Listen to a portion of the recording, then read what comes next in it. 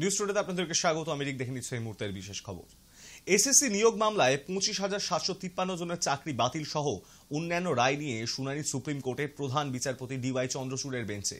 গত সপ্তাহে এই মামলায় শীর্ষ আদালত মন্ত্রিসভার বিরুদ্ধে সিবিআই তদন্তের অন্তর্বর্তী স্থগিতাদেশ দিয়েছিল, কিন্তু চাকরি বাতিল নিয়ে আদালত কোনো নির্দেশ দেয়নি।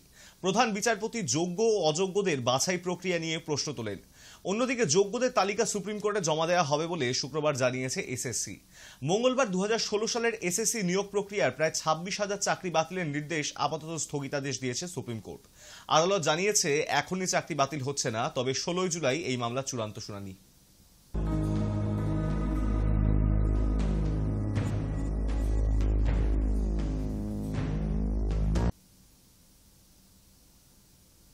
লোকসভা নির্বাচনের মরশুমে বড় খবর হয়ে দাঁড়িয়েছে সন্দেশখালীর স্টিং অপারেশন, আর তা প্রকাশ্যে আসতেই বেকায়দায় পড়েছে বিজেপি। ভাইরাল হয়েছে সন্দেশখালী নিয়ে স্টিং অপারেশনের ভিডিও। ওই ভিডিওতে দেখা যাচ্ছে সন্দেশখালীর বিজেপির মণ্ডল সভাপতি গঙ্গাধর কয়াল দাবি করছেন সন্দেশখালীর মহিলাদের সঙ্গে করা যে অভিযোগ হয়েছে বা মহিলাদের করা যে অভিযোগ সেগুলি আসলে মিথ্যে এবং সাজানো। টাকা নিয়ে মহিলাদের ধর্ষণের অভিযোগ করেছেন। আর এই ভিডিওকে হাতিয়ার করে নির্বাচনের প্রচারে নেমেছে তৃণমূল কংগ্রেস। বিজেপি নেতারা দাবি করেছেন ওই ভিডিও ভুয়ো এবং মিথ্যে। এই বিতর্কের মধ্যেই এবার মুখ খুললেন সন্দেশখালীর ইস্যুতে অভিযুক্ত শেখ শাহজাহান। সাংবাদিকদের প্রশ্নে শাহজাহান বললেন ফেক নয়, ওটাই অরিজিনাল। সুতরাং শাহজাহান মনে করেন গঙ্গাধর কয়াল, যিনি বিজেপির মণ্ডল সভাপতি, তার যে বক্তব্য ভিডিওতে শোনা যাচ্ছে সেটা সত্যি।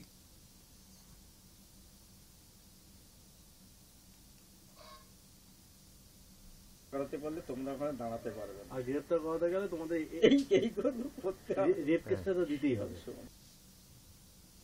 নৈহাটি বড় মায়ের অন্নকূট উৎসবে পুজো দিয়ে ব্যারাকপুরের গুন্ডারাজ দমনের কথা বললেন ব্যারাকপুরের তৃণমূল প্রার্থী পার্থ ভৌমিক। মঙ্গলবার নৈহাটি বড় মায়ের মন্দিরে অন্নকূট পুজো উপলক্ষে রাজ্যের বিভিন্ন প্রান্ত থেকে ভক্তদের সমাগম হয়েছিল। সেখানে বড় মায়ের মন্দিরে উপস্থিত হয়ে অন্নকূট উৎসবে অংশ নেন ব্যারাকপুরের তৃণমূল প্রার্থী পার্থ ভৌমিক।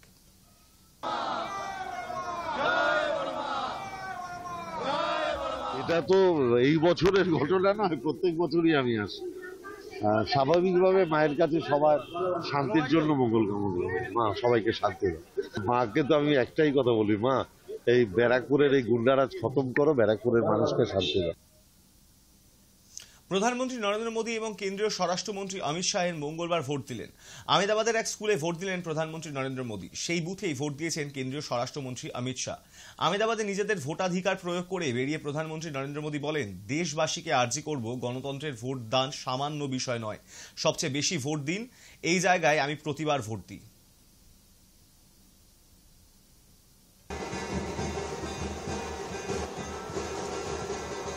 आज तीसरे चरण का मतदान है। मैं देशवासियों को विशेष रूप से आग्रह करूंगा कि लोकतंत्र में मतदान ये सामान्य दान नहीं है। हमारे देश में दान का एक महात्म्य है और उसी भाव से देशवासी ज्यादा से ज्यादा मतदान करें। आज तीसरे चरण का मतदान है। अभी और करीब करीब 3 सप्ताह चुनाव अभियान चलेगा। 4 मतदान के दौर आगे भी है। मेरा गुजरात में मतदार के नाते यही एक जगह है जहां मैं रेगुलर मतदान करता हूं और अमित भाई यहां से भारतीय जनता पार्टी के उम्मीदवार के रूप में चुनाव लड़ रहे हैं। ভোটের দিন উত্তপ্ত মুর্শিদাবাদ। কংগ্রেস কর্মীর বাড়ির সামনে বোমাবাজির অভিযোগের তীর তৃণমূলের দিকে। মুর্শিদাবাদ লোকসভা কেন্দ্রের হরিহরপাড়া বিধানসভায় ধররামপুর অঞ্চলের পাথরঘাটা গ্রামের ঘটনা। মেকাইল হোসেন ধরমপুর অঞ্চলের কংগ্রেসের অঞ্চল সভাপতি। মঙ্গলবার ভোরে তার বাড়ি লক্ষ্য করে বোমা মারা হয় বলে অভিযোগ ওঠে। ঘটনায় আতঙ্কিত পরিবারের সদস্যরা।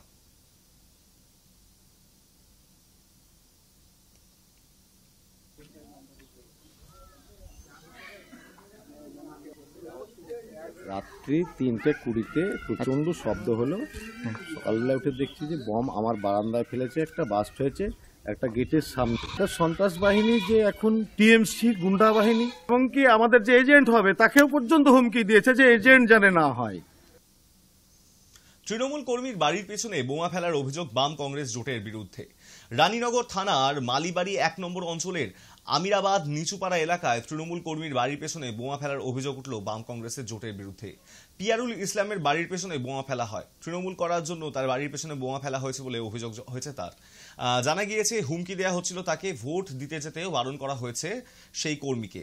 তারপর আজকে ভোট দিতে যাওয়ায় তার বাড়ির পেছনে বোমা ফেলা হয়। এলাকায় পৌঁছে কেন্দ্রীয় বাহিনী এবং পুলিশ একজনকে আটকও করেছে। তবে জোটের তরফে হামলার অভিযোগ অস্বীকার করা হয়েছে।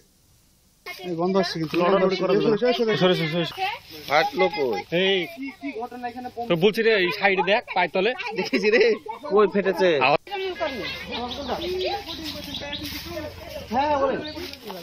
আমরা স্বামী স্ত্রী ভোট দিতে গেছি, আর জোটেরা আমাদেরকে নিষেধ করেছে যে ভোট দিতে যাও না। জোটেরাই বলতে পারবে কি কারণে ফেললো। আমাদেরকে এখন তো দেশে থাকা লাগবে নাকি? হ্যাঁ, টিএমসি করার জন্য ব্যায়াম ফেলাইছে ওই জোটেরা। মালদা দক্ষিণ লোকসভা কেন্দ্রে ইংরেজবাজার মিউনিসিপ্যালিটির চেয়ারম্যান কৃষ্ণেন্দু নারায়ণ চৌধুরীর স্ত্রী কাকলি চৌধুরীর বিরুদ্ধে জমায়েত করার অভিযোগ তুলেছিলেন বিজেপি প্রার্থী শিরূপা মিত্র চৌধুরী। তারই পাল্টা অভিযোগ আনলেন তৃণমূল কাউন্সিলর কৃষ্ণেন্দু নারায়ণ চৌধুরী। তার মন্তব্য, বুথে ঢুকে ঘন্টার পর ঘন্টা দাঁড়িয়ে রয়েছেন শিরূপা মিত্র চৌধুরী।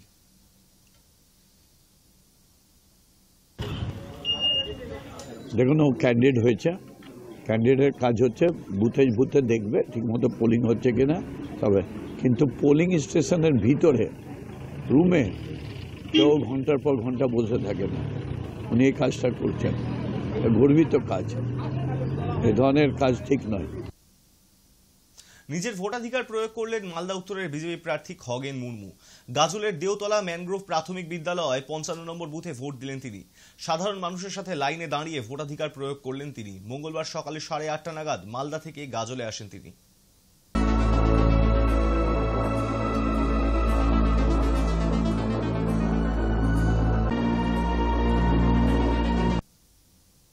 অশান্তি রুখতে ময়দানে মুর্শিদাবাদের সিপিএম প্রার্থী মোহাম্মদ সেলিম। বুথ থেকে কলার ধরে ভুয়ো এজেন্টকে বের করে দিলেন তিনি। খবর পান রানীগঞ্জ 34 নম্বর বুথের সিপিএম এজেন্টকে মারধর করে বের করে দেওয়া হয়েছে। এরপরই ইসলামপুরের গোপীনাথপুরের বুথে পৌঁছে যান সেলিম। গোপীনাথপুর শিশু শিক্ষা কেন্দ্রের বুথের ভোট গ্রহণ কেন্দ্রে পৌঁছন। কলার ধরে ভুয়ো এজেন্টকে টেনে বের করেন সেলিম। অবশেষে ওই ভুয়ো এজেন্টকে গ্রেপ্তার করা হয়। পাশাপাশি অভিযোগ, বিক্ষোভের মুখে পড়েন মুর্শিদাবাদের সিপিএম প্রার্থী মোহাম্মদ সেলিম। তৃণমূল কর্মী সমর্থকরা তাকে ঘিরে গো ব্ল্যাক স্লোগান দেয়, এমনটাই অভিযোগ এসছে।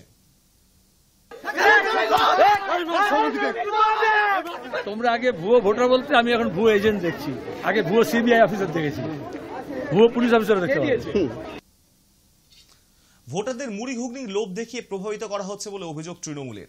ভোট দেওয়ার পর ভোটারদের বিজেপির অস্থায়ী ক্যাম্প থেকে মুড়ি ঘুগনি দেওয়া হচ্ছে, এমনটাই অভিযোগ তৃণমূলের। সুতি বিধানসভার পুরুলিয়া 206 নম্বর বুথের ঘটনা। কোথায় কে দিল? দিল ভোট দিয়ে নাম দিয়ে। কোন পার্টির দল দিল? কোন দল? কোন দল আমি বলতে পারবো না। ভোট দিলে মুড়ি মিলছে? হ্যাঁ। তার সঙ্গে কি মিলছে? ঘুগনি আছে মনে হয়। কোথা থেকে? কোথা থেকে, কোন জায়গা থেকে? বিজেপি টেন থেকে? ওরা আমি বলতে পারবো না। না, কোন পতাকা লাগানো আছে? কোন পতাকা লাগানো আছে? কোন পতাকা লাগানো আছে? কোন দলের? বিজেপির। কেন দিচ্ছে কিছু বলেছে? না, কিছু বল না। ভোট দিলে পাওয়া যাচ্ছে। হ্যাঁ। 9 নম্বর জঙ্গিপুর লোকসভা কেন্দ্রের খড়গ্রাম ব্লকের শেরপুর প্রাথমিক বিদ্যালয়ে স্বতঃস্ফূর্তভাবেই ভোট দিলেন ভোটাররা।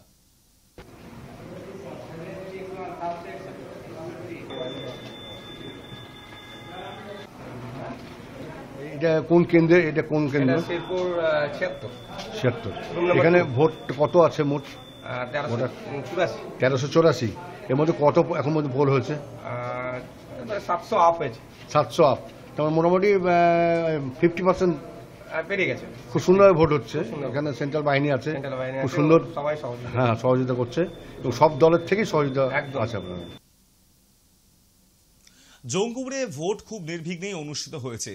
সাগরদিঘির বুথ নাম্বার 97-এ 60% ভোট পড়েছে। জঙ্গিপুর লোকসভা কেন্দ্রের আরও একটি বুথে দুপুর 3টের পর্যন্ত ভোট পড়েছে 70%। কোথাও কোনো গন্ডগোলের খবর পাওয়া যায়নি।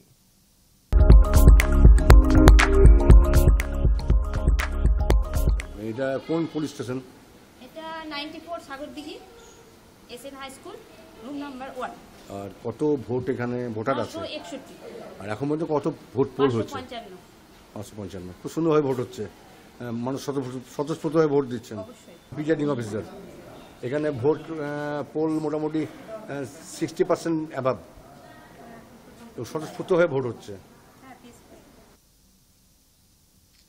নিউজ টুডে এখন এই পর্যন্তই। দেখতে থাকুন হাই নিউজ, নির্ভীক নিরপেক্ষ।